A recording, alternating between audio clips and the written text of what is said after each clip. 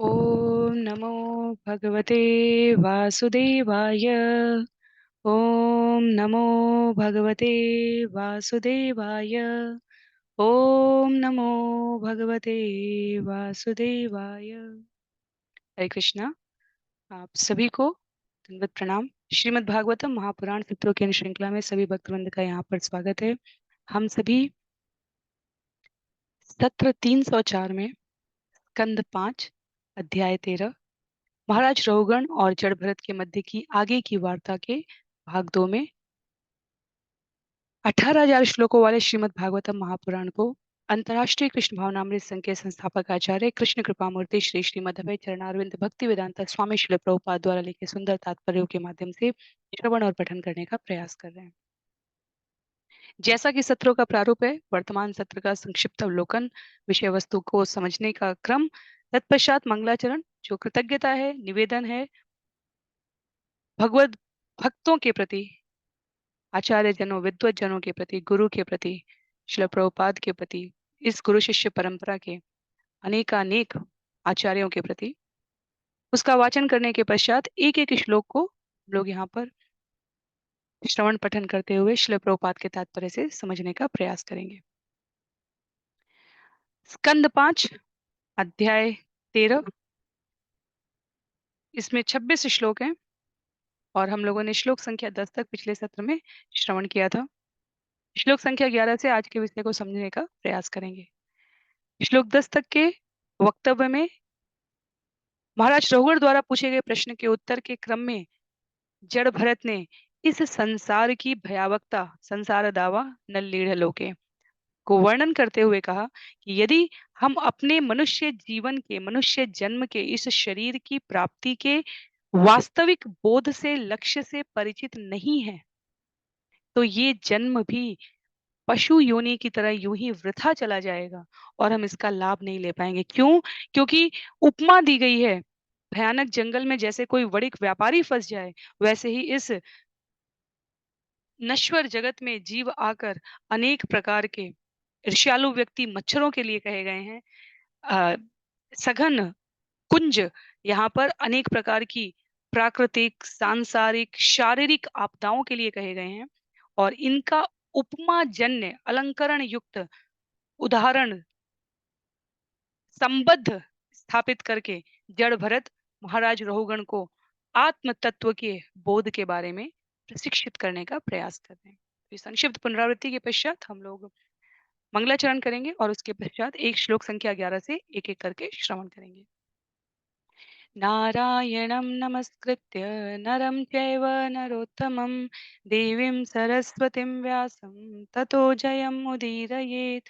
शृण्वतां स्वकथा कृष्ण पुण्यश्रवणकीर्तन यद्यन्तस्तो यभद्राणि विधुनोति सुयत्स्यतां नष्टप्रायेष्व भद्रेषु नित्यं भागवत सेवया भगवत्युत्तमश्लोके भक्तिर्भवति नैष्ठिकी। ॐ अज्ञानतिमिरान्धस्य ज्ञानाञ्जनशलाकया चक्षुरुन्मीलितं येन तस्मै श्रीगुरुवे नमः। मूकं करोति वाचालं पङ्गुं लङ्घयते गिरिं यत्कृपातमहं वन्दे परमानन्दमाधवं। वाञ्छाकल्पतरुभ्यश्च कृपा सिन्धुभ्य एव च पतितानां पावनेभ्यो वैष्णवेभ्यो नमो नमः। जय श्री कृष्ण चैतन्य प्रभु नित्यानंद श्री अद्वैत गदाधर श्रीवासादि गौर भक्त वृंद। हरे कृष्णा कृष्ण कृष्णा हरे हरे, हरे राम राम राम हरे हरे। हरे कृष्णा कृष्ण कृष्णा हरे हरे, हरे राम राम राम हरे हरे। हरे कृष्णा कृष्ण कृष्णा हरे हरे, हरे राम राम राम हरे हरे। हरे कृष्णा। तो पुनः सभी भक्तवृंद को सादर प्रणाम। सत्र 304 में स्कंद 5 अध्याय 13 भाग 2 को हम सभी यहाँ पर आरंभ करने जा रहे हैं। जिनके पास पुस्तक है सदैव की तरह मेरा विनम्र अनुरोध है आप पुस्तकों का प्रयोग करेंगे। अन्य सभी की सुविधा के लिए यहाँ स्क्रीन पर श्लोक प्रस्तुत किए जा रहे हैं, अपनी सुविधा के अनुसार आप जाप करने का प्रयास कर सकते हैं। क्वचिच्च शीतातपवातवर्ष प्रतिक्रियां कर्तुमनीश आस्ते क्वचिन्मितो विपणन्यच्च किश्चित् विद्वेषमृक्षत्युत वेत्तशाढ्यात्। कभी कभी जीवात्मा बर्फीली ठंड, कड़ी गर्मी, तेज हवा, अतिवृष्टि इत्यादि प्राकृतिक उत्पातों का सामना करने में लगा रहता है, किंतु जब वह ऐसा नहीं कर पाता तो अत्यंत दुखी हो जाता है। कभी कभी वह एक के बाद एक व्यवसायिक लेन देन में ठगा जाता है। इस प्रकार ठगे जाने पर जीवात्माएं एक दूसरे से शत्रुता ठान लेती हैं। तो ये जो यहाँ पर विभिन्न मौसम के परिवर्तित चक्रों का वर्णन है, ठंड, गर्मी, तेज हवा, अतिवृष्टि, ये प्राकृतिक उत्पात वास्तव में भौतिक प्रकृति के घातों को जीव कैसे सहन करता है उसके बारे में। और ये जो कभी हम सामाजिक समरसता कहते हैं वो बसंत ऋतु हो गई, कभी हम सामाजिक वैमनस्यता कहते हैं, प्रतिद्वंदिता कहते हैं, वो अतिशय ताप और अतिवृष्टि हो गई, उसका उल्लेख किया जा रहा है। समाज की शत्रुता, ईर्ष्यालु मनुष्यों से हमारी वैमनस्यता। और श्रील प्रभुपाद कहते हैं कृष्ण भावनामृत संघ में जो सबसे बड़ा प्रयास भक्तों को संग में रखने के लिए किया जाता है वो ईर्ष्या रहित वातावरण उत्पन्न करना। ईर्ष्या इस जगत के स्वभाव में है। और भगवत भक्ति के लिए अनसूयते, भगवत गीता में भगवान कहते हैं तुम ईर्ष्या से मुक्त हो अर्जुन, इसलिए तुम इस ज्ञान के पात्र, ज्ञान प्राप्त करने के अधिकारी हो। और ईर्ष्या इस जगत के स्वभाव में है, तो इसलिए संभव नहीं होता इसीलिए सबके लिए कि वो अपने आप को कृष्ण भावनामृत आंदोलन से जोड़ सके। तुरंत ईर्ष्या आती है, क्यों? केवल भगवान श्री कृष्ण। बिना ज्ञान के अर्जुन की आकांक्षा के जीव प्रश्न करने लगता है, महादेव क्यों नहीं, इंद्र क्यों नहीं, सूर्य क्यों नहीं, वरुण क्यों नहीं, यम क्यों नहीं। प्रभुपाद ने निंदा की है, या आचार्य अपनी एकेश्वरवाद को यहाँ पर स्थापित कर रहे हैं अनेकों प्रकार के अनर्थकारी कुतर्कों से। अगर जानने की जिज्ञासा है तो अर्जुन ने जो प्रश्न किए हैं और जहाँ भगवान ने विभिन्नता बताई है, नारद मुनि ने जब प्रश्न किए हैं और जब ब्रह्मा जी द्वारा विराट स्वरूप के व्यक्तित्व में देवों की और महादेव की और भगवान की स्थिति स्पष्ट की है, यदि उस ज्ञान को श्रवण किए बिना हम प्रश्न कर रहे हैं तो हम वास्तव में भगवान से भी ईर्ष्या करते हैं। हमें पता नहीं होता पर हम वास्तव में यही करते हैं। तो उत्तर भगवान के संबंध में वैष्णव परंपरा के आचार्यों द्वारा, यहाँ भक्ति वेदांता स्वामी श्रील प्रभुपाद द्वारा सभी उपलब्ध कराए गए हैं। समझने की सतर्कता पूर्वक, प्रतिबद्धता के साथ, अपने को इसमें आबद्ध करते हुए, सत्यनिष्ठा के साथ, ईमानदारी से जब हम अनुरक्त होते हैं, तब हम इस अतिवृष्टि अनावृष्टि के चंगुल से दूर होकर आदर्श समाज की स्थापना के बारे में सोच सकते हैं। अन्यथा ईर्ष्या तत्व सदैव है, सदैव था और सदैव रहेगा। और इसलिए ये भौतिक जगत के व्यक्ति आध्यात्मिक जगत के अधिकारी नहीं हो पाते हैं जब तक जीवन से ईर्ष्या का हास नहीं होगा। श्लोक संख्या 12 में, क्वचित् क्वचित् क्षीण धनस्तु तस्मिन् शय्यासनस्थान विहारहीन याचन् परात् प्रतिलब्ध काम पारक्य दृष्टि लभते वमानम। संसार के जंगली मार्ग में कभी कभी व्यक्ति धनहीन हो जाता है, जिसके कारण उसके पास न समुचित घर, न बिस्तर या बैठने का स्थान होता है, न ही समुचित पारिवारिक सुख ही उपलब्ध हो पाता है। अतः वह अन्यों से धन मांगता है, किंतु जब मांगने पर भी उसकी इच्छाएं अपूर्ण रहती हैं, तो वह या तो उधार लेना चाहता है या फिर अन्यों की संपत्ति चुराना चाहता है। इस तरह वह समाज में अपमानित होता है। तो अब जब विभिन्न प्रकार के वैमनस्य हैं तो जाहिर सी बात है विभिन्न प्रकार की आवश्यकताओं की पूर्ति के लिए विभिन्न संसाधनों की उपलब्धता चाहिए। और इस दावानल युक्त जगत में जीव अपने आप को कभी धनहीन होगा, कभी धनवान होगा, कभी इच्छाओं की पूर्ति होगी, कभी इच्छाओं की बहुत ही विभत्स तरीके से असंतुष्टि युक्त निष्कृति हो जाएगी। कभी समुचित पारिवारिक सुख मिलेगा, कभी अत्यंत तिरस्कार होगा। और इस प्रकार जीव इस संसार के नियम में कभी अपमानित होता है, कभी सम्मानित होता है, कभी उधार देता है, कभी उधार लेता है, कभी चोरी करता है, केवल कर्म से की गई चोरी नहीं, कभी विचारों की चोरी, कभी कार्यों की चोरी। इसको भी चोरी में माना जाता है। किसी जैसे ऑफिसेज में होता है, कार्य किसी और ने किया और श्रेय कोई और लेना चाहता है, परिवार में भी इस प्रकार के कार्य होते हैं। तो संसार के ये नियम है, श्रील प्रभुपाद कहते हैं इसमें कोई भी आश्चर्य की बात नहीं है। और वास्तव में देखा जाए तो जो इस संसार में केवल इस संसार के नियमों की तरह रह रहा है, वो कोई भी शांति पूर्वक नहीं रह रहा है, कोई भी शांति के साथ नहीं रह रहा है। श्लोक संख्या 13 में क्यों यहाँ पर जड़ भरत द्वारा महाराज रहुगण को इस संसार का परिचय कराया जाए? क्या रहुगण को परिचय नहीं है? क्या रहुगण नहीं जानते? राजा है रहुगण। पर व्यक्ति जब स्वयं में इतना आसक्त है इस जगत में, राजा बनने के इसको उपक्रम में सामान्य मनुष्यों के साथ किस प्रकार व्यवहार करना है, जब इसकी स्मृति नहीं है, तब इस प्रकार के तत्वों को देखने की कहाँ फुर्सत है, कहाँ अवसर है राजा रहुगण के पास। इसलिए राजा रहुगण के माध्यम से जड़ भरत जो ऋषभ देव के पुत्र हैं, वो सबको इस स्मृति को पुनः जागृत कराने का प्रयास कर रहे हैं। श्लोक संख्या 13 में अन्योन्य वित्त व्यतिशंग वृद्ध वैरानुबंध विवनन्मिथश्च अध्वन्यमुष्मिन्नुरुक्ष वित्त बाधोपसर्गे विहरन् विपन्न। आर्थिक लेन देन के कारण संबंधों में कटुता उत्पन्न होती है, जिसका अंत शत्रुता में होता है। कभी पति पत्नी भौतिक उन्नति के मार्ग पर अग्रसर होते हैं और अपने संबंध बनाए रखने के लिए वे कठोर श्रम करते हैं, तो कभी धनाभाव अथवा रुग्ण दशा के कारण वे अत्यधिक चिंतित रहकर मरणासन्न हो जाते हैं। क्या नहीं है श्रीमद् भागवतम में। व्यवहारिक जीवन में प्रत्यक्ष या अप्रत्यक्ष रूप से मनुष्यों को प्राप्त होने वाले अनुभवों को यहाँ श्रीमद् भागवतम में प्रस्तुत करते हुए कहा गया है। कभी पति और पत्नी दोनों भौतिक उन्नति के मार्ग पर अग्रसरित होंगे और अपने संबंध को बनाए रखने के लिए, उस स्टेटस को बनाए रखने के लिए अत्यधिक श्रम करेंगे। कभी धनाभाव हो सकता है, कभी रुग्ण अवस्था आ सकती है, कभी इन सब कारणों से उनके जीवन में अत्यंत चिंतित अवस्था होकर मरणासन्न हो जाते हैं। जीवन जीने का हेतु परिचय यहाँ पर भगवत गीता में भी श्रील प्रभुपाद कहते हैं, कुकर और शूकर की तरह व्यतीत हो जाता है।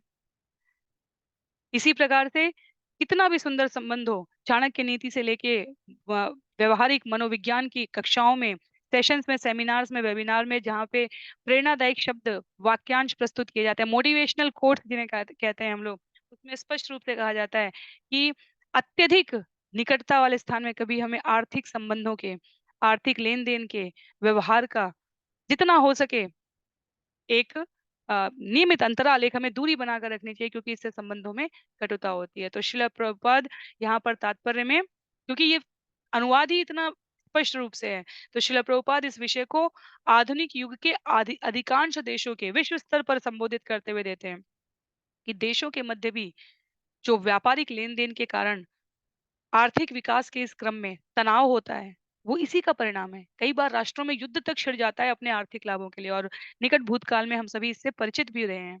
तो इस उथल पुथल से फिर अंततः क्या होता है, सामान्य लोगों को अत्यधिक कष्ट उठाना पड़ता है और संपूर्ण विश्व का क्रमगत तरीके से यूं ही नाश हो जाता है।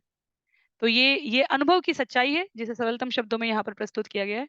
श्लोक संख्या 14 में तान् तान् विपन्नान् सहि तत्र तत्र विहाय जातं परिगृह्य सार्थम् आवर्ततेऽद्यापि न कश्चिदत्र वीराध्वनः पारमुपैति योगम्।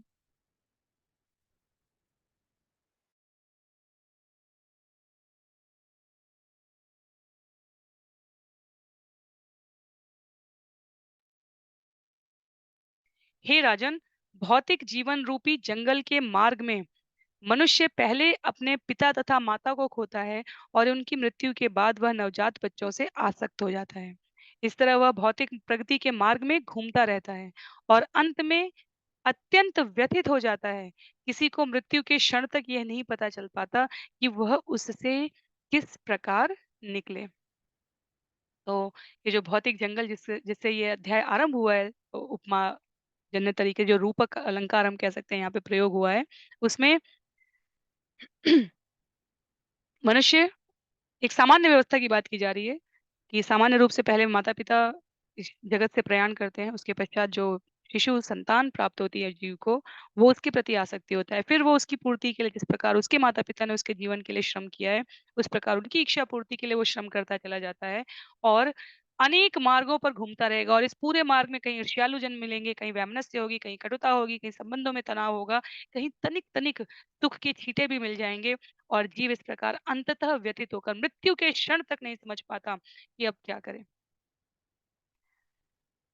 क्रमगत तरीके से जो जीवन ज्ञान और वैराग्य की प्राप्ति के लिए मिला था, जिसके केंद्र में कृष्ण को रखकर भक्ति प्राप्त करने के प्रयास में आसपास के समस्त बंधु बांधव परिवारीजन मित्रजन शुभ चिंतकों को इस अद्भुत ज्ञान और वैराग्य के पथ पर अग्रसरित किया जा सकता था, उसका परिणाम साधु संग से कतराते हुए कथा और चर्चा और श्रवण और स्मरण को अनावश्यक बताते हुए धन तथा विषय कर्मों के आदान प्रदान से पीड़ित रहते हुए जीव इस जगत से यूं ही निकल जाता है। श्लोक संख्या 15 में मनस्विन निर्जितदिग्गजेन्द्रा ममेति सर्वे भुवि बद्धवैरा मृधेशैरन्नतु तदा व्रजन्ति यन्यस्तदण्डो गतवैरोभियाति।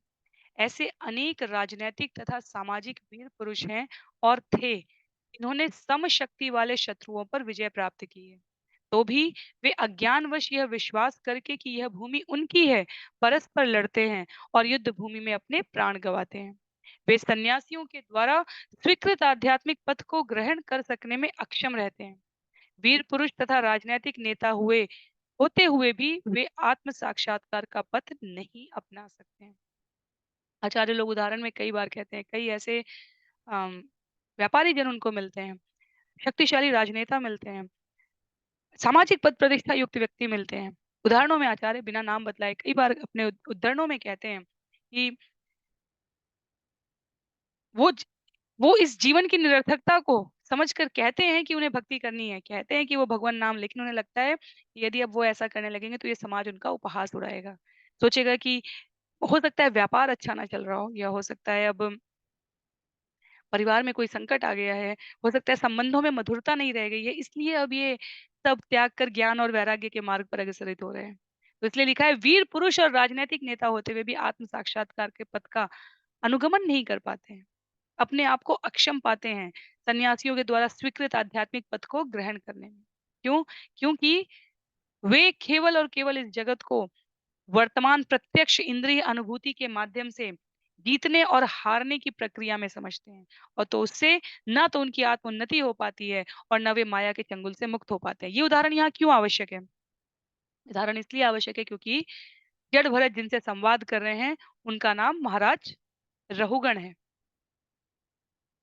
वो बता रहे हैं कितना मुश्किल है आपके लिए अपनी पालकी से नीचे उतरकर कहार से ये कह पाना, पालकी वाले ढोने वाले सेवक से ये कह पाना कि आप लोग भी विश्राम कर लें। या ये व्यक्ति से इसकी इच्छा तो पूछ ली जाए, जड़ भरत से इनकी इच्छा तो पूछ ली जाए कि ये पालकी ढोने में रुचि रखते हैं या नहीं।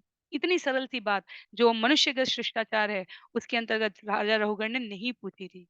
तो इसलिए महाराज रहुगण को यहाँ पर लक्षित करते हुए उनके इस स्वभाव की विवशता को बता रहे हैं जड़ भरत। कितना मुश्किल है, सामान्य, सहज, स्वाभाविक मनुष्य जीवन के चरम लक्ष्य उद्देश्य को प्राप्त करने के लिए भक्ति मार्ग पर अपने आप को प्रवृत्त करना। छंद संख्या 16 में प्रसज्जति क्वापि लता भुजाश्रय तदाश्रया व्यक्त पद द्विजस्पृह क्वचित् कदाचित् चरित क्वचित् कदाचित् हरिचक्रतत्प्रसन् सख्यं विधत्ते बककङ्कगृध्ये प्रसज्जति क्वापि लता भुजाश्रय तदाश्रया व्यक्तपदद्विजस्पृह क्वचित् कदाचित् हरिचक्रतत्प्रसन् सख्यं विधत्ते बककङ्कगृध्ये।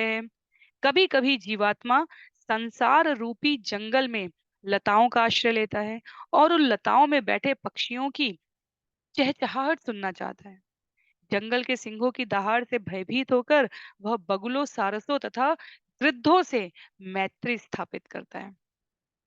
तो इस जगत में जिसे कहा गया है कि जीव आश्रय लेना चाहता है सुख की, शांति की, आत्मतुष्टि के अनुभूति की, और उसमें जिन लताओं की, जिन पशु पक्षियों की यहाँ पर संगति की बात की जा रही है, वो वास्तव में कौन है? परिवारी जन हो गए। पत्नी की मधुरवाणी हो गई, पति के लिए पत्नी की मधुरवाणी हो गई, पत्नी के लिए पति का सम्यक आचरण व्यवहार हो गया। पर उसमें क्या होता है, जंगल के सिंह की दहाड़ से भयभीत होकर वो बगुलों, सारस तथा गिद्धों से मित्रता कर लेता है। तो दहाड़ते हुए सिंह की तुलना शिला प्रभुपाद यहाँ पर सन्निकट मृत्यु से भयभीत होने की अवस्था को कह रहे हैं, और कह रहे हैं कि बगुलों और सारसों का अर्थ हुआ यहाँ पर धूर्त स्वामी, योगी, अवतारों, वंचकों की शरण में चले जाना। तो माया के द्वारा पथ पर विभ्रष्ट होकर अपने जीवन को विनष्ट करने वाले जीवन के लिए कहा गया है, हरिम बिना मृतिम न तरंती। शिला प्रभुपाद कहते हैं भगवान की शरण लिए बिना कोई भी मृत्यु के भय से नहीं बच सकता। और जिन्होंने हरिनाम की शरण ली है वो कैसे बचते हैं मृत्यु के भय से? हमारे विद्वत जन कहते हैं इस्कॉन में, अंतर्राष्ट्रीय कृष्ण भावनामृत संघ में, भक्ति विनोद ठाकुर का उदाहरण देते हुए, भक्ति विनोद ठाकुर अपने वैष्णव गीतों में, पद्यावलियों में चर्चा करते हैं कि मृत्यु के बाद वो रावत प्रदेश, जहाँ श्रीमती राधा रानी निवास कर रही हैं, वहां जन्म लेकर भक्ति विनोद ठाकुर महाशय वहां जन्म लेकर राधा रानी को सेविकाओं की आवश्यकता हो सकती है, सेवकों की आवश्यकता होती है, वहां मैं जन्म लेकर उनकी सेवा में अपने आप को प्रविष्ट कर सकूं। इस प्रकार के गीतों की रचना करते हैं। तो इस जन्म की प्लानिंग नहीं है ये। मृत्यु के बाद जो मुझे जीवन प्राप्त होगा, वहां मैं इस प्रकार अपने आप को प्रस्तुत कर सकूं, ये याचना की गई है। तो ये भक्त की निर्भयता होती है।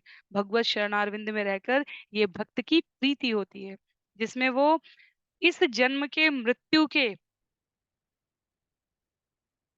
सन्निकट भय से नहीं परेशान है। वो उसके बाद के जीवन की प्लानिंग कर रहे हैं कि मैं अपना जीवन इस स्मरण में, राधा कृष्ण के भजन में, कीर्तन में, उनकी शाश्वत स्मृति में, उनके संस्मरणों के, उनकी कथाओं के, उनके द्वारा बताए गए मार्ग के आचरण पे व्यवहार करते हुए यापन करूं कि जो अगला जन्म प्राप्त हो बिल्कुल उनके सन्निकट प्राप्त हो। तो ये भक्त की निर्भयता है। पर जो अल्प ज्ञानी है, वो मृत्यु के चंगुल से बचने के लिए, हमारी मृत्यु ना हो इसके लिए विभिन्न प्रकार के नाना उपकारों को करने का प्रयास करेंगे, पर ये संभव नहीं है। भगवत गीता अध्याय 17 में तात्पर्य में, जिसे हमने प्रश्नोत्तरी सत्र में लिया था, वहां श्रील प्रभुपाद ने तात्पर्य में कहा था, असंभव वस्तु की प्राप्ति के लिए इस जगत में जो प्रयास करता है वो तामसी युक्त कहा जाता है, उसकी तपस्या तामसी युक्त है। किस संदर्भ में कहा था? जैसे हिरण्यकशिपु, रावण, ये अमरता का वरदान प्राप्त करना चाहते हैं, और ब्रह्मा जी और महादेव कहते हैं वो तो हमें भी नहीं प्राप्त है। शास्त्र इसको प्रामाणिक रूप से सिद्ध करता है। तो ये अल्प ज्ञानियों का व्यवहार होता है। पर शास्त्रों के इन वचनों को सुनकर बुद्धिमान मनुष्य कैसे व्यवहार करें, राजा रोगन को जड़ भरत यहाँ पर इस पूरे विवरण से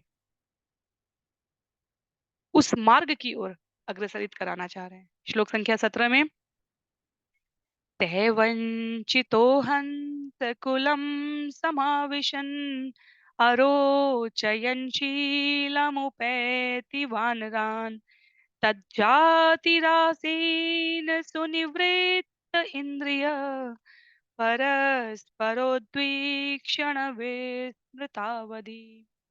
संसार रूपी जंगल में तथाकथित योगियों, स्वामियों तथा अवतारों से ठगा जाकर जीवात्मा उनकी संगति छोड़कर असली भक्तों की संगति में आने का प्रयत्न करता है, किंतु दुर्भाग्यवश वह सद्गुरु या परम भक्त के उपदेशों का पालन नहीं कर पाता।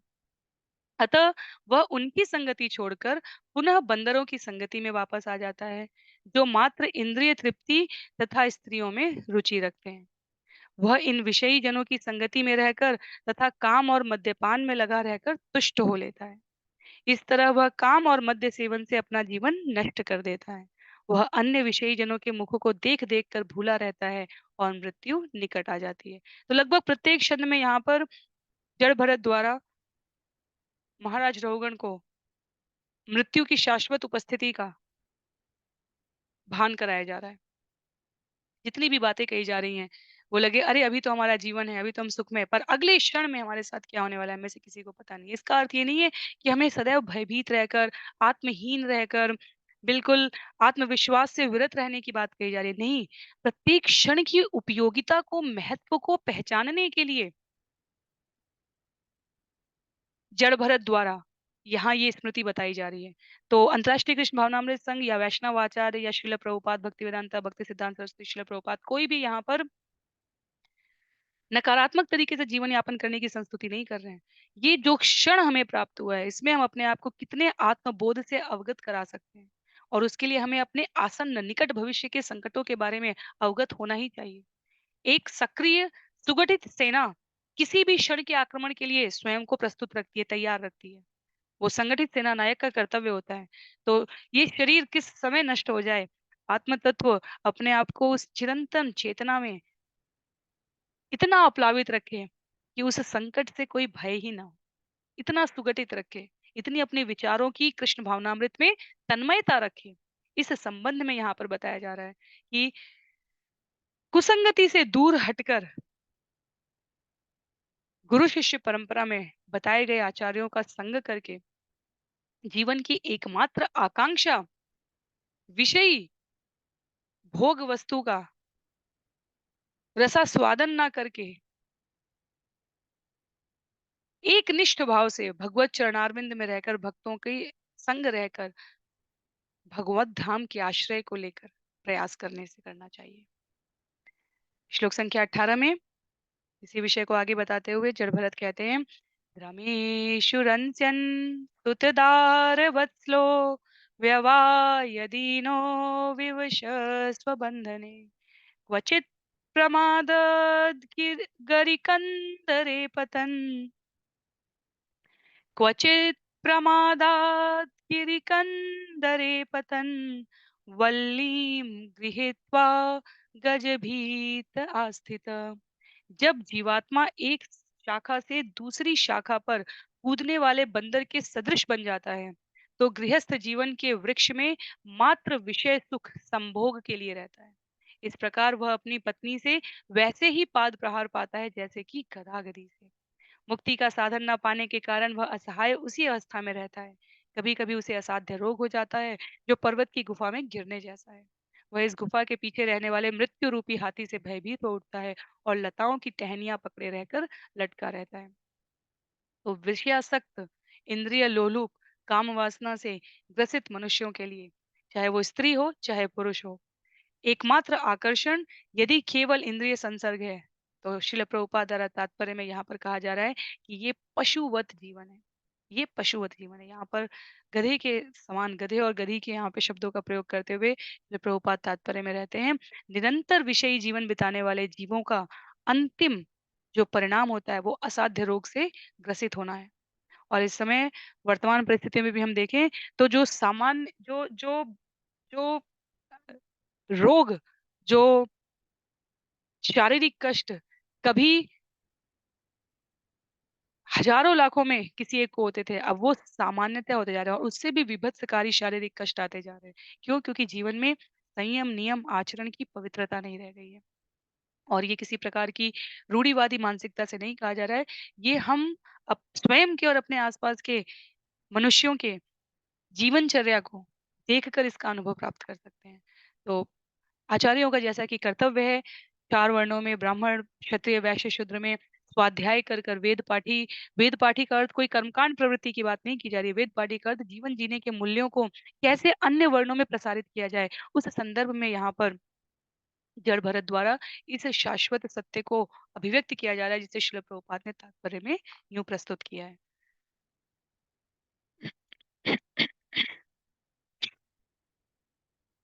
श्लोक संख्या 19 में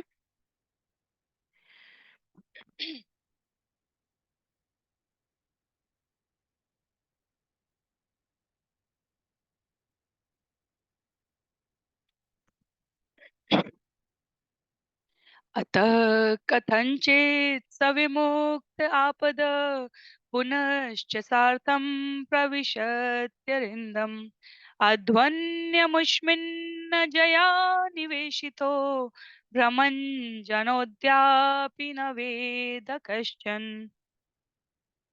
हे शत्रुओं के संहारक महाराज रहुगण, यदि बद्ध जीव किसी प्रकार से इस भयानक स्थिति से उबर जाता है तो वह पुनः विषयी जीवन बिताने के लिए अपने घर को लौट जाता है, क्योंकि वही आसक्ति का मार्ग है। इस प्रकार ईश्वर की माया से वशीभूत वह संसार रूपी जंगल में घूमता रहता है। मनुष्य के निकट पहुंचकर भी उसे अपने वास्तविक क्षमा कीजिए, मृत्यु के निकट पहुंचकर भी उसे अपने वास्तविक हित का पता नहीं चल पाता है। तो इस भयानक स्थिति की सांसारिक रीति की, संसार के विषयों में मनुष्य की प्रीति की विभत्सता का वर्णन करते हुए महाराज रहुगण को जड़ भरत व्यक्त कर रहे हैं कि यदि किंचित प्रकार के असाध्य रोग से ग्रसित जीव वापस अपने घर पहुंच जाने की किसी प्रारब्ध से ऐसी योग्यता प्राप्त कर ले कि पहुंच जाए, तो वो पुनः क्या करेगा? पुनः आसक्ति के मार्ग पर अग्रसरित हो जाता है, पुनः इस संसार रूपी जंगल में अपने आप को घूमने के लिए लगा देता है।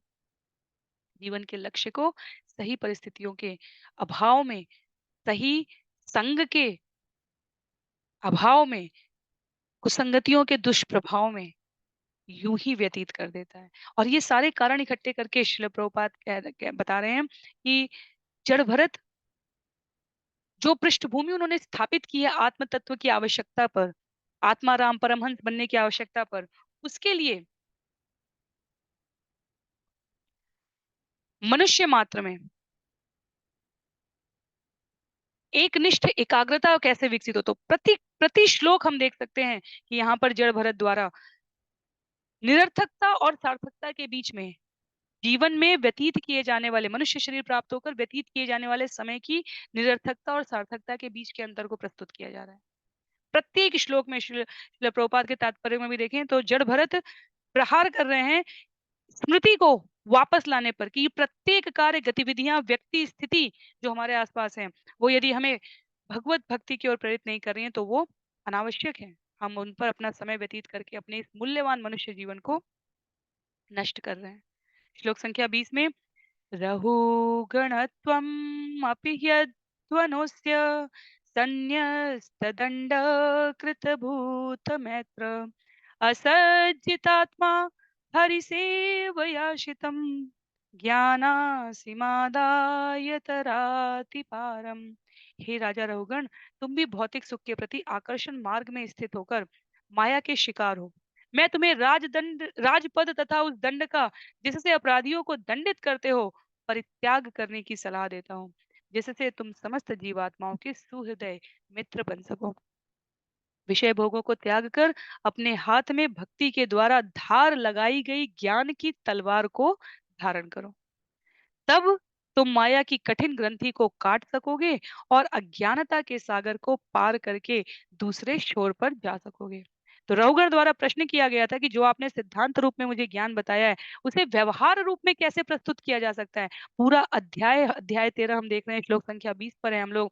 जो भी पंक्ति यहाँ पर जड़ भरत द्वारा कही गई है वो इस व्यवहारिक जगत में होने वाले अनुभवों को अभिव्यक्त कर रही है। तो प्रश्न किया था रहुगण ने कि ये जो आत्म तत्व की आप बात कर रहे हो ये मुझे तनिक कठिन लग रहा है, इसे जरा सरल भाषा में बताइए। यदि हमें स्मरण हो तो इस प्रकार कहा था। और जड़ भरत ने इसको बिल्कुल सरलतम करके पति पत्नी, परिवार संबंधी, संतान, व्यापार, मित्र, शत्रु, वैमनस्य, ईर्ष्या, जितने भी हमने अभी तक तात्पर्य में और अनुवाद के माध्यम से उद्धरण को पढ़ा है यहाँ पर, सब बिल्कुल इसी जगत की बातें हैं। या तो हम ऐसे कृत्य करने वालों की श्रेणी में आते हैं या ऐसे कृत्य जिनके ऊपर किए जाते हैं उनकी श्रेणी में आते हैं।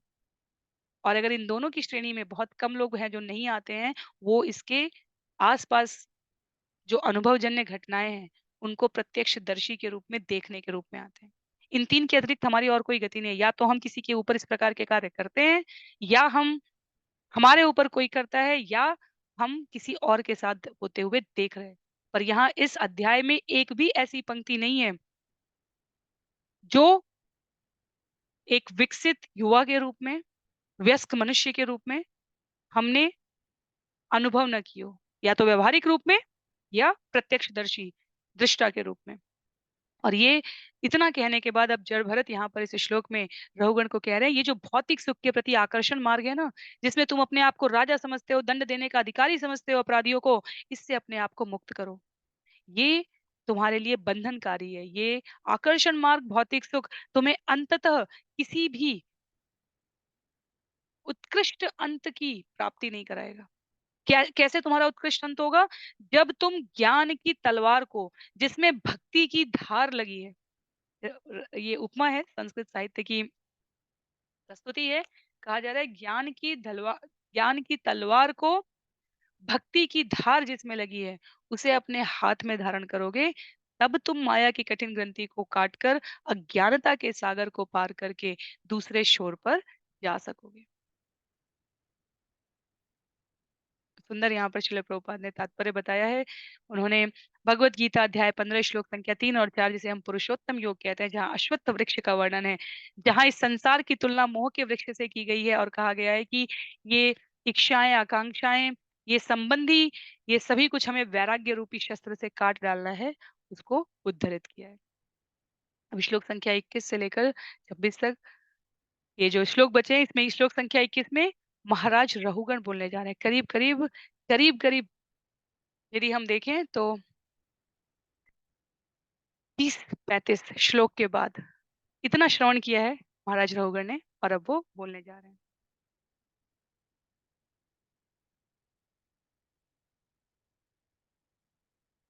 राजोवाच अहो नृजन्माखिल जन्म शोभनम, किम जन्मभित्वपरेरप्यमुष्मिन्, न यदृशिकेश यश कृतात्नां महात्मनां वा प्रचुर समागम। राजा रहुगण ने कहा, यह मनुष्य जन्म समस्त योनियों में श्रेष्ठ है। यहाँ तक कि स्वर्ग में देवताओं के बीच जन्म लेना उतना यशपूर्ण नहीं, जितना कि इस पृथ्वी पर मनुष्य के रूप में जन्म लेना। तो फिर देवता जैसे उच्च पद का क्या लाभ? स्वर्ग लोक में अथाह भोग सामग्री के कारण देवताओं को भक्तों की संगति का अवसर ही नहीं मिलता। तो अब रहुगण मनुष्य श्रेणी से ऊपर उच्च जीवों की स्थिति को समझने के लिए इस प्रकार से प्रश्न करते हैं। क्या कह रहे हैं? कह रहे हैं कि मानता हूं कि ये मनुष्य जीवन एक महान सुअवसर है। ये शब्द यदि हम यहाँ पर देखें,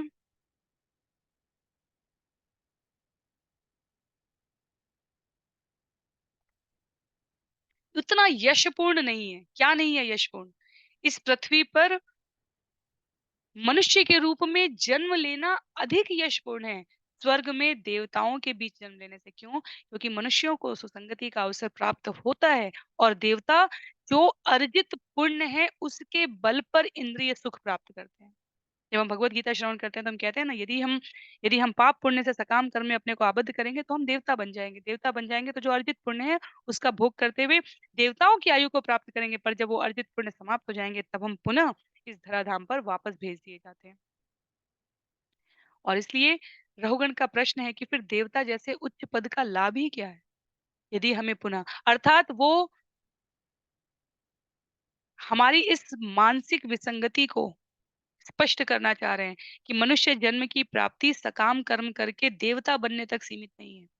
हमें इस धराधाम 14 भुवन के लोकों में कहीं भी ना आना पड़े, और सीधे हम सत्यलोक के ऊपर, ध्रुव लोक के ऊपर, अनेकानेक जो वैकुंठ लोग हैं उसमें सर्वोच्च लोक कृष्ण लोक, गोलोक, वृंदावन धाम को हमें प्राप्त करने की अभिलाषा रखनी चाहिए। श्लोक संख्या 22 में कहते हैं, न ह्यद्भुतं त्वच्चरणाब्जरेणुभिः हतान् हसो भक्ति अधोक्षजेमला, माहुर्तिकाद्यस्य समागमाच्मे दुस्तर्कमूलोपहतो अविवेकम्। यह कोई विचित्र बात नहीं है कि केवल आपके चरण कमलों की धूलि से धूसरित होने से मनुष्य तुरंत विशुद्ध भक्ति के अधोक्षज पद को प्राप्त होता है, जो ब्रह्मा जैसे महान देवताओं के लिए भी दुर्लभ है। आपके क्षण मात्र के समागम से अब मैं समस्त तर्कों, अहंकार तथा अविवेक से मुक्त हो गया हूँ, जो इस भौतिक जगत में बंधन के मूल कारण है। अब मैं इन समस्त झंझटों से मुक्त हूँ। तो महाराज रहुगण अपनी स्वाभाविक स्थिति को जब हम सब ये शब्द श्रवण कर रहे होते हैं ना, तो हमें भी इसमें कोई दुविधा नहीं लगती कि जो भागवतम में कहा गया है, जो भगवत गीता में कहा गया है, जो आचार्यों द्वारा इस प्रकार प्रस्तुत किया जा रहा है, ये सब कोरी अ, सिद्धांतिक बात नहीं है, ये व्यवहारिक सत्य है। समस्या आती है आचरण करने पर। जब हमें व्यवहार रूप में उसका पालन करना होता है, तब ये सारे बिंदु स्मरण नहीं रहते। इसलिए अभ्यास आवश्यक है, इसलिए सतत श्रवण आवश्यक है, इसलिए स्मरण आवश्यक है, क्योंकि भगवान कहते हैं यदि सन्निविष्टो, मैं हृदय में उपस्थित होकर प्रेरणा दूंगा यदि मेरी स्मृति रहती है। तो राजा रहुगण को ये सब कुछ श्रवण करने के पश्चात अपनी स्वाभाविक स्थिति का परिचय प्राप्त करने में कोई अब समस्या नहीं है। वो कह रहे हैं मैं अपने आप को इस समस्त तर्क अहंकार अविवेक से, आपके क्षण मात्र के समागम से अपने आप को मैं इन सब से दूर कर सकता हूँ। तो जो भौतिक संगति का दुष्परिणाम है, श्रील प्रभुपाद कहते हैं कि राजा रहुगण अपने आप को इससे मुक्त अनुभव कर रहे हैं। और उसके बाद कहते हैं श्रील प्रभुपाद कि शुद्ध भक्तों द्वारा अपने शिष्यों को दिए गए तर्क इतने विश्वसनीय होते हैं कि मूढ़ से मूढ़ शिष्य भी तुरंत आध्यात्मिक ज्ञान प्राप्त करके अपने जीवन को में आलोक ज्ञान की प्रभा पुंज को प्रस्फुटित कर सकता है। विचार करके यदि हम देखें, तो यदि हम कुसंगति में रहे तो हमें नाना प्रकार के संशय होंगे, भगवान है नहीं है, कैसे चला रहे हैं सृष्टि, कैसे संभव है, इतना कैसे कर सकते हैं, अच्छा भगवान का जन्म नहीं है, अजन्मा कैसे कोई हो सकता है, क्योंकि सारी बातें इंद्रिय स्तर की अनुभूति पर होती है। जैसे ही हम भक्तों के संग में जाते हैं, जैसे ही हम आचार्यों को श्रवण करते हैं, जैसे ही हम भगवत गीता भागवतम में भगवान के महात्मा को पढ़ते हैं, और जब हम जानते हैं अ, उन कथाओं के माध्यम से भगवान को, जिनमें भगवान अपना सर्वस्व भक्तों पर न्यौछावर करते हैं और भक्त सर्वस्व भगवान पर न्यौछावर करते हैं, तो हमारे जीवन में जो एक अनुभूति रह जाती है वो सिर्फ आशा की, विश्वास की, श्रद्धा की, मनुष्य जीवन के हेतु के लक्ष्य को प्राप्त करने की रह जाती है। तब समस्त प्रकार की अश्रद्धा, असत्यता और आशंका समूल नष्ट हो जाती है। इसलिए भक्तों का संग, श्रवण और हरिनाम का आश्रय महत्व का है। श्लोक संख्या 23 में कहते हैं राजा रहुगण, नमो महद्भ्यस्तु नमः शिशुभ्यो, नमो युवभ्यो, नम आवटुभ्य, ये ब्राह्मणा दूतलिंगा चरन्ति तेभ्य शिवमस्तु राज्ञाम्। मैं उन महापुरुषों को नमस्कार करता हूँ जो इस धरातल पर शिशु, तरुण बालक, अवधूत या महान ब्राह्मण के रूप में विचरण करते हैं। यदि वे विभिन्न वेशों में छिपे हुए हैं, तो भी मैं उन सबको नमस्कार करता हूँ। उनके अनुग्रह से उनका अपमान करने वाले राजवंशों का कल्याण हो। तो अब ये जो शब्द हैं महाराज रहुगण के, ये पश्चाताप से भरे शब्द हैं। क्या कह रहे हैं वो? पहली पंक्ति में कह रहे हैं मैं उन महापुरुषों को नमस्कार कर रहा हूँ। किन महापुरुषों को? जो शिशु, तरुण बालक, अवधूत या महान ब्राह्मण के रूप में उपस्थित हुए हैं, विचरण कर रहे हैं। यदि वे विभिन्न वेशों में भी हैं, तो भी मैं उनको नमस्कार करता हूँ। और मैं प्रार्थना करता हूँ कि उनके अनुग्रह से जिन राजवंशों ने उनका अपमान किया है, उनका भी कल्याण हो। राजा रहुगण को अनुभूति हुई कि उन्होंने जड़ भरत जैसे आत्मज्ञानी, परमहंस, आत्मतुष्ट, आत्माराम भक्त का अपमान किया, और इसलिए वो स्वयं की इस अनुभूति को, बनने के क्रम में हमारे जीवन में सहजता से दयालुता आ जाती है, करुणा आ जाती है, अन्यों का भला स्वाभाविक रूप से सोचने की प्रवृत्ति आ जाती है। और रहुगण यहाँ पर कह रहे हैं जब मेरे द्वारा ऐसा हो गया तो अन्य राजवंशों का क्या होगा। और इसलिए वो कहते हैं ना केवल मैं, अपितु जिन भी राजवंशों ने ऐसा किया हो, इन महान व्यक्तियों के अनुग्रह से उन सबका कल्याण हो, अर्थात उन सबको भी ऐसा अनुग्रह प्राप्त हो जैसा मुझे आपके द्वारा प्राप्त हुआ है, चाहे वो किसी भी छद्म वेश में हो। सामान्यतः सामान्यतः भगवान के पार्षद अपने आप को छद्मवेश में ही प्रस्तुत करते हैं। वो तो उनकी कीर्ति है, उनकी धवल व्यक्तित्व की प्रभुता है कि सामान्य वर्ग से वो अपने आप को छुपा नहीं पाते।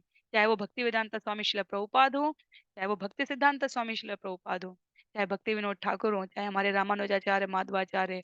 और इसलिए भगवान जब भक्तों को इस प्रकार छद्मवेश में देखते हैं, तो वो भी कभी-कभी स्वयं इस अवतार में आना चाहते हैं, और चैतन्य महाप्रभु के रूप में उनका वही अवतार है। पर क्या भगवान अपने आप को इस छद्म रूप में छुपा पाए? नहीं छुपा पाए, क्योंकि भक्ति के आलोक की, भगवत सेवा की महिमा इतनी अक्षुण्ण है कि वो किसी भी प्रकार के आवरण में इतना भी छुपाया जाए, जैसे कस्तूरी मृग जो कहा जाता है कि वो सुगंध, वो आभा व्याप्त होती ही होती है। तो यहाँ पर कितने भी प्रच्छन्न रूप से महापुरुष अपने आप को रखना चाहे, जड़ भरत ने कितना प्रच्छन्न रखा, लेकिन करुणावश जो स्वभाव की दयालुता है उससे अपने आप को उन्होंने नहीं रोक पाए। और अब जो वहां यहाँ चर्चा की है, अपने भूतपूर्व अनुभव का प्रयोग करते हुए महाराज रहुगण को आत्म तत्व की अनुभूति और उनके माध्यम से समस्त प्राणी मात्र को अनुभव करा रहे हैं। यहाँ पर राजा रहुगण की विनती समाप्त हो रही है। उन्होंने कहा समस्त राजवंशों का कल्याण हो। और श्लोक संख्या 24 में सुखदेव गोस्वामी कहते हैं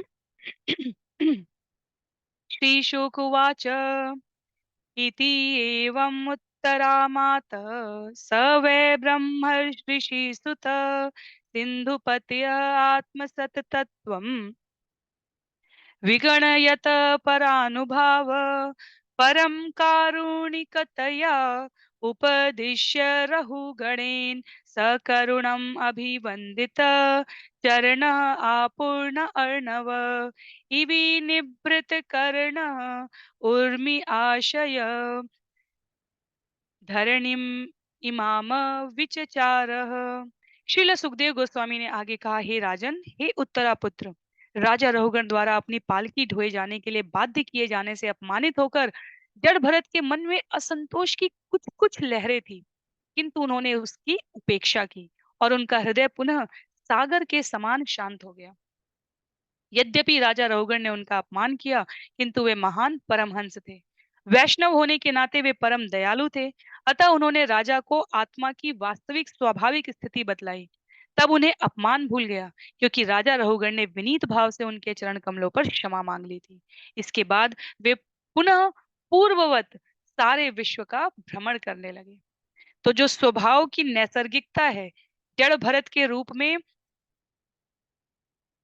राजा रहुगण द्वारा अपमानित किए जाने पर किंचित मात्र जो लहर थी, जो अनुभूति थी असंतोष की, वो रहुगण को विनीत भाव से चरण कमलों में क्षमा मांगने पर समाप्त हो गई जड़ भरत के हृदय से। और सुखदेव गोस्वामी कहते हैं उसके मूल में क्या है, उसके मूल में यह है कि राजा और जड़ भरत के मध्य जो संवाद हुआ वो आत्मा की वास्तविक स्वाभाविक स्थिति को समझने के लिए हुआ। तो अन्यों को बताने के इस क्रम में महाराज रहुगण को बताने के इस प्रयास में जड़ भरत भी अपनी स्वाभाविक स्थिति को प्राप्त कर सके। इसीलिए जब भी आचार्य भगवत भक्त गुरु सत्रों का आयोजन करते हैं, किसी विषय पर अपने विचार शास्त्र के संबोधन के अनुरूप व्यक्त करते हैं, तो वो सदैव कहते हैं स्वांतः सुखाय। हम अपने कल्याण के लिए इन सत्र को, इस वाचन को, इस वक्तव्य को प्रस्तुत कर रहे हैं, क्योंकि जब हम स्वयं का कल्याण नहीं कर सकते तो हम अन्यों का कल्याण क्या करेंगे। प्रभावित करने वाली भाषा में विषय प्रस्तुत किया जा सकता है, पर प्रकाशित उसको श्रवण करके कोई केवल तभी हो सकता है जब वक्ता के द्वारा वो स्वयं आचरण में होता है। और इसलिए इस जगत में रहते हुए प्रत्येक व्यक्ति जो इस जगत का स्वभाव है उससे संघर्ष कर रहा है। संघर्ष जो शब्द कहे जा रहे हैं उसको व्यवहार रूप में पालन करने के लिए। पर भक्तों का संग हमें उस निराशाजनक उस संघर्षमय स्थिति से अलग रख पाता है। हम प्रेरित हो पाते हैं जब हम श्रवण करते हैं ये सोचकर, ये सुनकर कि 3:30 बजे 4 बजे उठकर मंगला आरती में जाना जिनके लिए संभव है, वो उनमें से किसी के लिए भी आसान नहीं होता, उन्हें प्रयास करना होता है। और इस प्रकार एक से दूसरे को प्रेरणा मिलती है, इसलिए 16 माला जाप करने का प्रयास साथ में करने के लिए कहा जाता है। अन्यों से प्रेरणा उस निश्चित समय पर हम भगवान के लिए अपनी ऊर्जा को, अपनी अपनी वाणी को, अपने ध्यान को, अपनी शक्ति को केंद्रित कर पाए। ये वास्तव में प्रकृति यहाँ रहते हुए आसान नहीं है। इसीलिए गुरु स्वभाव से करुणामय हो जाते हैं। यदि भक्त भटक जाता है, शिष्य झंझावातों में अपने आप को फंसाकर और पुनः पश्चाताप के भाव से आता है, तो भी गुरु उनके लिए सदैव मंगल कामना ही करते हैं। तो यहाँ पर जड़ भरत द्वारा जो अपमान की किंचित लहर की अनुभूति हुई थी रहुगण के व्यवहार से, वो रहुगण के ऊपर करुणावश, इस अध्याय का आरंभ हुआ था करुणावश शब्द के साथ, करुणा करते हुए उनके द्वारा उस अनुभूति को समाप्त कर दिया गया और वो क्या करने लगे, पूर्ववत भ्रमण करने लगे। तो अंतिम 2 सरल से छंद हैं, पंक्तियां हैं इस अध्याय के लिए, और अध्याय 13 यहाँ पर समाप्त हो रहा है। श्लोक संख्या 25 में कहा गया है, सौवी सौवीरपति अपि सुजन समवगत परमात्म सतत्व आत्मनि अविद्या अध्यारोपितां च देह आत्ममतिम् विससर्ज एव हि नृप भगवद आश्रित अनुभाव। परम भक्त जड़ भरत से उपदेश ग्रहण करने के पश्चात सौवीर का राजा रहुगण आत्मा की स्वाभाविक स्थिति से पूर्णतया परिचित हो गया। उसने देहात्म बुद्धि का सर्वशः परित्याग कर दिया। हे राजन, जो भी ईश्वर के भक्त के दास की शरण ग्रहण करता है वह धन्य है, क्योंकि वह बिना कठिनाई के देहात्म बुद्धि त्याग सकता है। तो जड़ भरत पूर्ववत तरीके से विश्व भ्रमण के लिए चले गए। राजा रहुगण जड़ भरत का संग पाकर अपनी स्वाभाविक स्थिति से परिचित होकर देहात्म बुद्धि का त्याग करके ईश्वर के भक्त के दास की शरण ग्रहण करके स्वयं को धन्य अनुभव कर रहे हैं, क्योंकि वास्तव में देहात्म बुद्धि का त्याग करना आसान नहीं है। हम एक क्षण जब हम श्रवण करते हैं तो हमें लगता है हम शरीर नहीं आत्मा है। हमारा व्यवहार किसी को प्रताड़ित करने के लिए नहीं, किसी का अपमान करने के लिए नहीं। हम व्यक्तिगत स्वार्थ की सम्मान की भावना से परे रहेंगे, पर जैसे हम इस व्यवहारिक जगत में जाते हैं, एक बच्चे को भी अपने अपमान की बड़ी ही तीक्ष्ण अनुभूति होती है।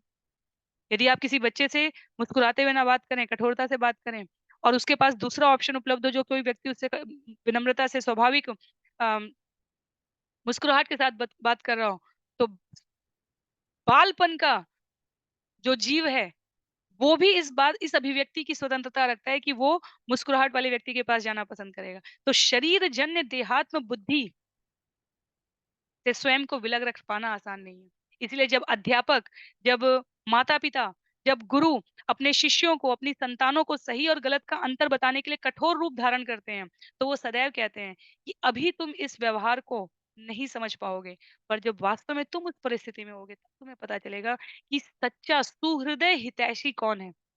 वो जो इस जगत में बांध कर रखे, या वो जो इस जगत से बाहर निकलने का मार्ग बताए, वो जो हमें हमारे नियम, अनुशासन, संयम, समय की उपयोगिता, इन मूल्यों की ओर हमें प्रेरित करे। वो हमारा हितैषी हुआ, या केवल वो जो मुस्कुराते हुए हमें अवांछित कुसंगति की गतिविधियों में लेकर जाए।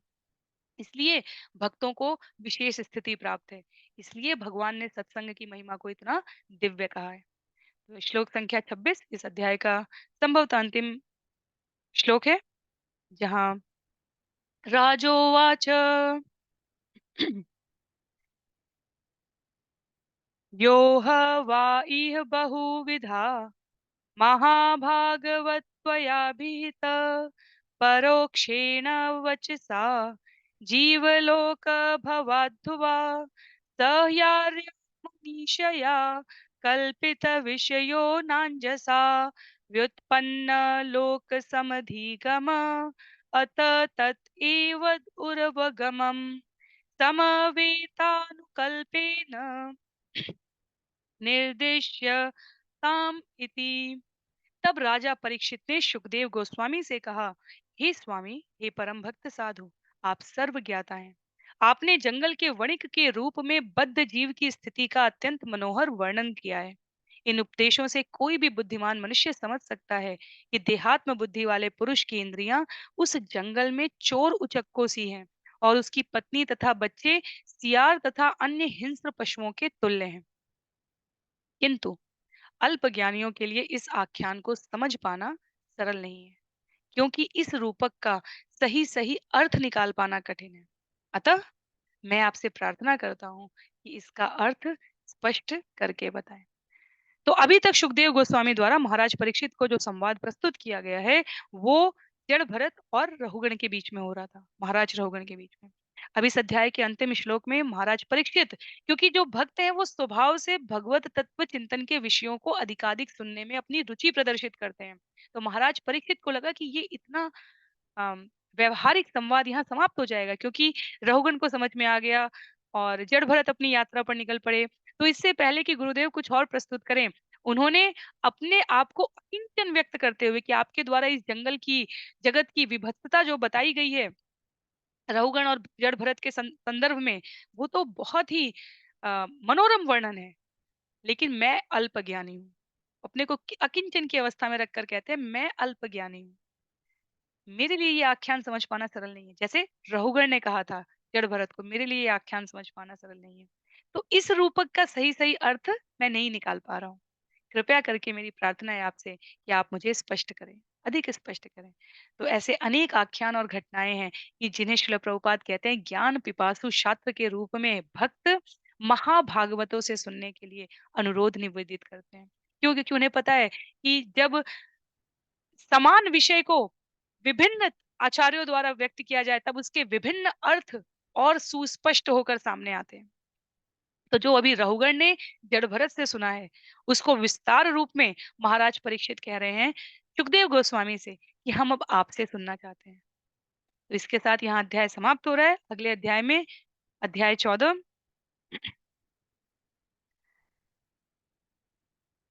जिसका नाम है भौतिक संसार भोग का एक विकट वन है।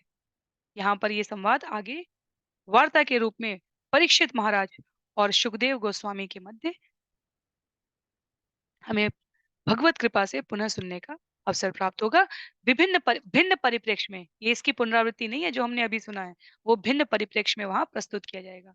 तो अध्याय में 46 श्लोक है। हम लोग सम्यक समय लगाकर उसको श्रवण करने का प्रयास करेंगे। श्रील प्रभुपाद की असीम अनुकंपा से आज के लिए सत्र को यहीं पर विराम देते हैं। श्रील प्रभुपाद की जय। श्रील गुरुदेव की जय। अनंत कोटि वैष्णव वृंद की जय। श्रीमद् भागवतम महापुराण की जय। हरे कृष्ण।